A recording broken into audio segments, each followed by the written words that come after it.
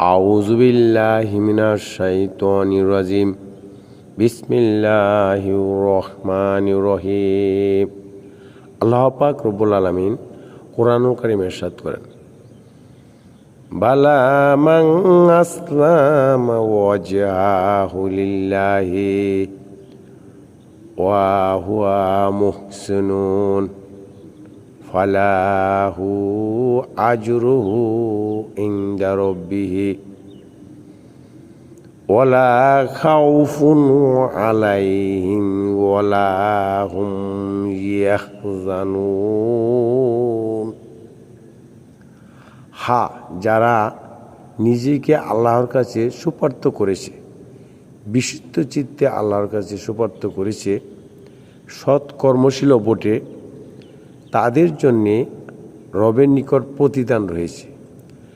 তাদের কোনো ভয় নেই, আর তারা কোনো দিন দুঃখিত হইবে না।